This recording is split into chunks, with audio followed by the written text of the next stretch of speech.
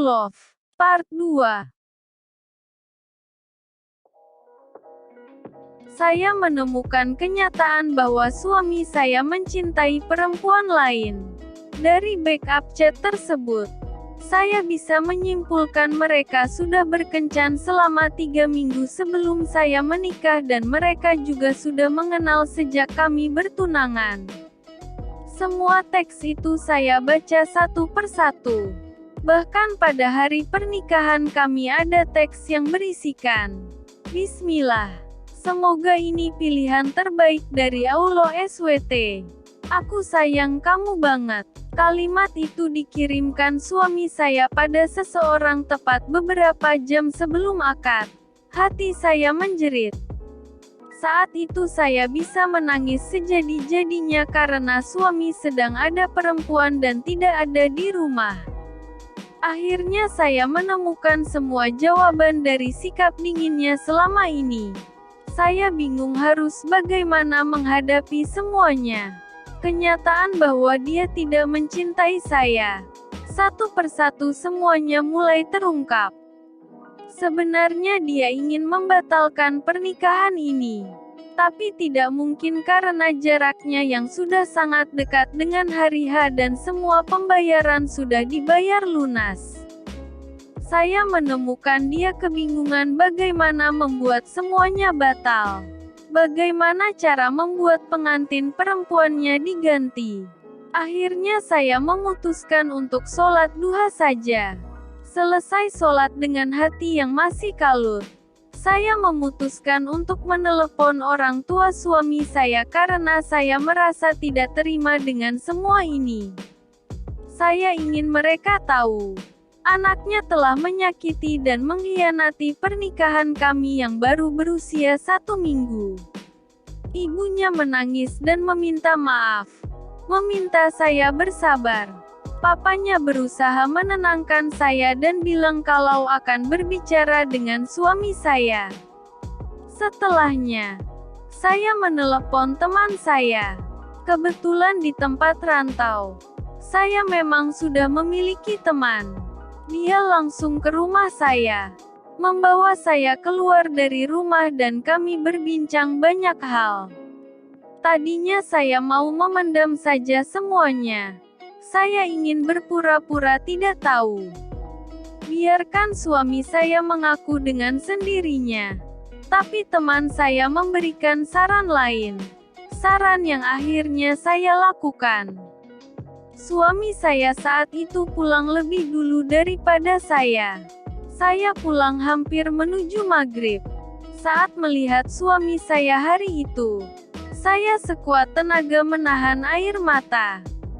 Entah dia merasa atau tidak, mata saya merah sekali bahkan terlihat sembab layaknya orang yang habis menangis terus-terusan. Dengan menahan semuanya, saya mengajak suami saya sholat maghrib. Selesai sholat, kami berdoa dan saya masih sangat menahan air mata. Selesai berdoa, dia membalikkan badannya dan menatap saya. Mungkin dia mulai menyadari kalau raut wajah saya berbeda. Saya memutuskan untuk memulai. "Kita nikah sudah berapa lama sih?" Dia menjawab, "Seminggu." "Jadi bagaimana rasanya hidup seminggu sama orang yang gak kamu cintai?" Dia langsung menyangkal dan berkata, "Cinta dong." Tapi matanya menunjukkan dia terkejut. Aku lanjut berkata, "Aku sudah tahu soal." Saya menyebut nama perempuan itu. Dengan tatapan yang lebih terkejut dia berkata, "Aku tahu kalau kamu tahu." Lalu saya mulai mengeluarkan air mata perlahan dan senyum kepada suami saya. Dia memegang tangan saya. "Kok kamu gak marah?" Saya menghela napas agar saya bisa berbicara. "Kamu ini sudah menjadi suami saya. Surga dan neraka saya ada sama kamu. Bahkan untuk berteriak sama kamu pun, aku bisa masuk neraka karena itu. Gimana kalau aku marah-marah? Bagaimanapun kamu masih suamiku." Aku kecewa. Aku kecewa banget. Aku juga marah.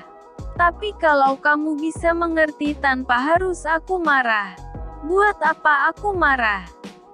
Dia mulai menunduk, mengusap wajah dengan tangannya. Lalu saya bilang, kalau kamu pingin kita udahan, gak apa-apa kok. Aku bisa pulang. Buat apa kamu sengsara hidup sama aku gak bahagia? Dia langsung membantah. Gak mau pisah. Amit-amit kalau sampai pisah. Aku bahkan tahu kalau kamu bilang, pernikahan ini gak akan berjalan lama dan kalau kamu jadi duda, apakah orang tua dia masih bisa menerima? Artinya kamu memang sudah niat ingin pisah. Gak apa-apa.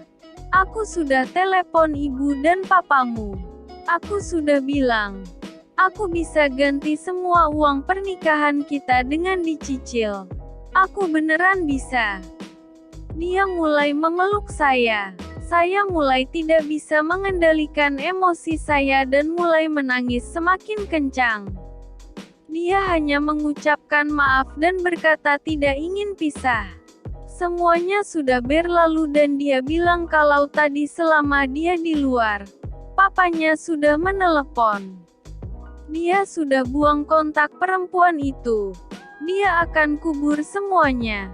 Malam itu, semuanya berubah.